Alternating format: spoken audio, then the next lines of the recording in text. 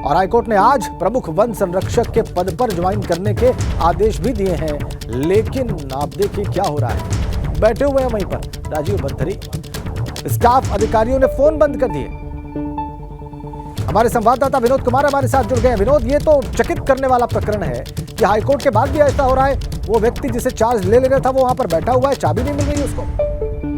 बिल्कुल राजेंद्र, देखिए 9:45 पर राजीव भरथरी फॉरेस्ट हेडक्वार्टर पहुंच चुके थे और नैनीताल हाईकोर्ट का जिस तरह से आदेश है कि उनको आज दोबारा से प्रमुख वन संरक्षक के पद पर तैनात करना है, लेकिन करीब 2 घंटे बीत जाने के बाद भी उन्हें कोई रिस्पॉन्स यहाँ पर अधिकारी नहीं कर रहे हैं। तमाम जो नीचे कर्मचारी का स्टाफ है वो रिस्पॉन्स नहीं कर रहा है। और आप इस बात से अंदाजा लगाइए कि जो ऑफिस है वहाँ की चाबी ही पिछले 2 घंटे से गायब है और जिनके पास चाबी रखी रहती है उनके फोन स्विच ऑफ आ रहे हैं।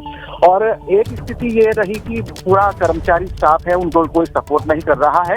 पिछले करीब 2.5 घंटे से वो दूसरे कक्ष में बैठकर इंतजार कर रहे हैं और राज्य सरकार जिस तरह से पूरे मसले में बैकफुट पर है, तो कहीं ना कहीं सरकार की तरफ से भी स्थिति अभी तक स्पष्ट नहीं हो पाई है कि आखिरकार सरकार की मंशा क्या है। लेकिन हाईकोर्ट के आदेश जिस तरह से हुए हैं कि उनको हर हाल में सुबह 10 बजे से पहले प्रमुख वन संरक्षक के पद पर चार्ज लेना था, लेकिन अभी तक वो वेटिंग हॉल में बैठकर इंतजार कर रहे हैं।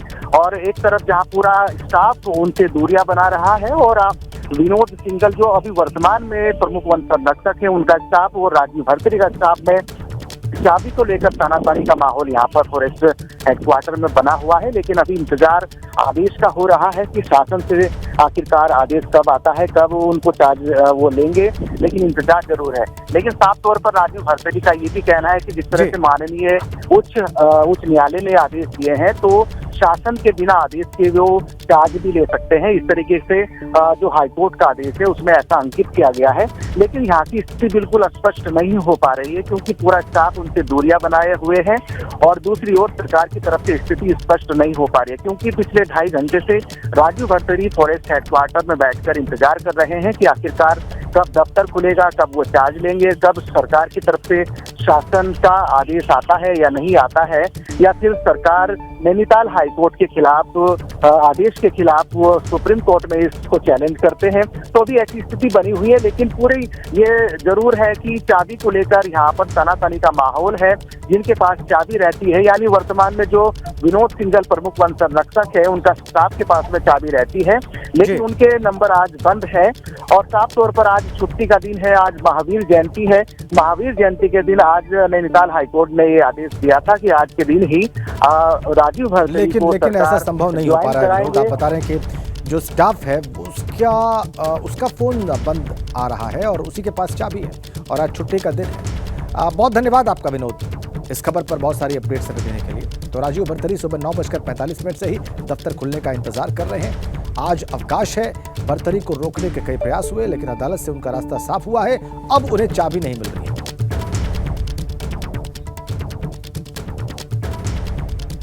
आगे बढ़ते हैं, एक बड़ा अपडेट है। उत्तराखंड के सीएम पुष्कर सिंह धामी ने बड़ा बयान दिया है।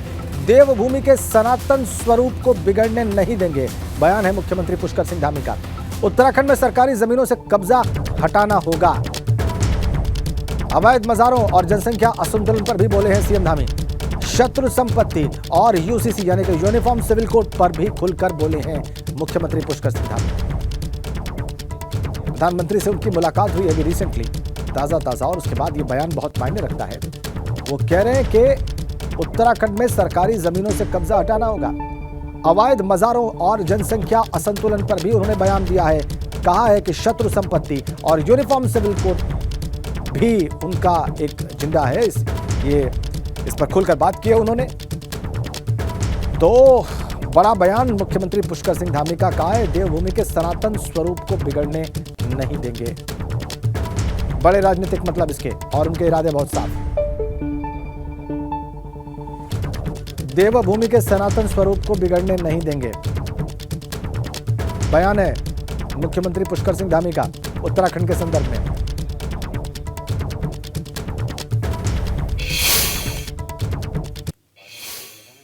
अवैध मजारों और जनसंख्या असंतुलन पर भी उन्होंने बयान दिया है। शत्रु संपत्ति और यूनिफॉर्म सिविल कोड पर भी बोले हैं। ये बड़ा बयान। हिंदुत्व की राह पर क्या है मुख्यमंत्री धामी? बयान से ऐसे संकेत मिलते हैं। देवभूमि के सनातन स्वरूप को बिगड़ने नहीं देंगे, उत्तराखंड में सरकारी जमीनों से कब्जा हटाना होगा। बयान है सीएम धामी का। अवैध मजारों और जनसंख्या असंतुलन पर भी उनका बयान सामने आया है। शत्रु संपत्ति और यूनिफॉर्म सिविल कोड पर भी खुलकर बोले हैं मुख्यमंत्री पुष्कर सिंह धामी। ये पूरा प्रकरण, इस बयान के अर्थ भी हम आपके सामने रख रहे हैं। पूरा मामला क्या है? देवभूमि के सनातन स्वरूप को बिगड़ने नहीं देंगे। ये बयान अपने आप में बहुत कुछ कहता है। कंप्लीट बयान अपने आप में मुख्यमंत्री के इरादों को स्पष्ट करता हुआ।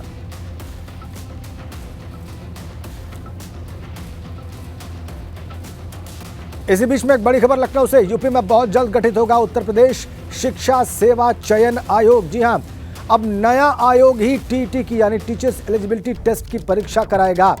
ये बड़ी खबर है। देखिए, उत्तर प्रदेश की शिक्षा व्यवस्था से जुड़ी बहुत बड़ी खबर इस वक्त हम आपको दे रहे हैं। शिक्षा सेवा चयन आयोग से ही बेसिक, माध्यमिक, उच्च और प्राविधिक कॉलेजेस में शिक्षकों का चयन होगा।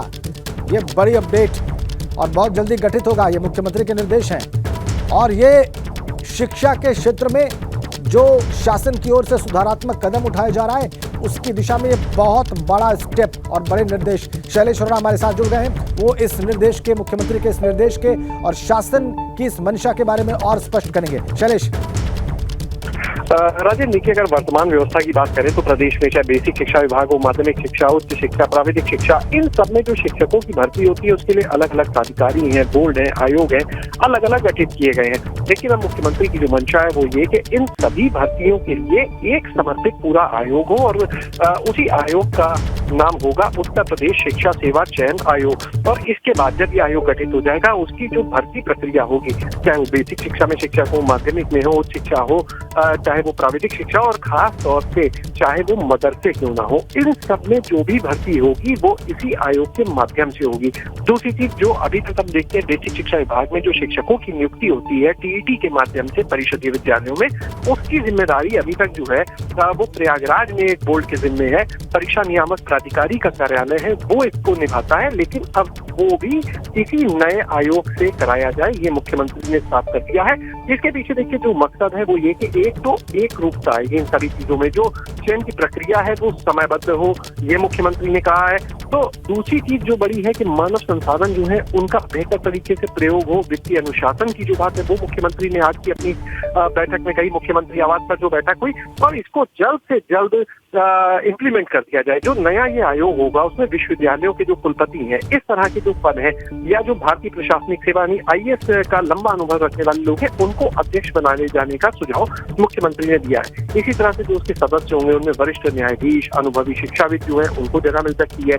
आयोग में जो ओबीसी और एससी एसटी के प्रतिनिधि होंगे, महिला अल्पसंख्यक विभाग के जो प्रतिनिधि होंगे उनको भी शामिल किया जाएगा।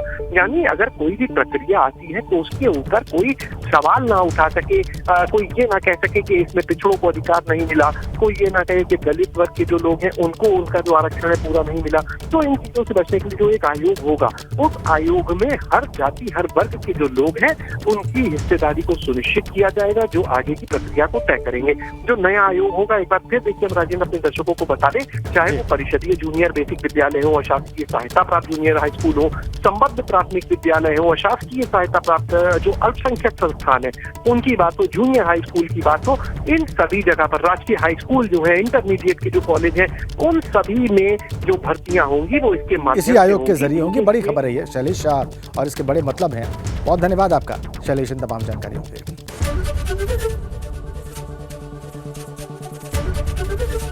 एबीपी गंगा, खबर आपकी, जुबान आपकी।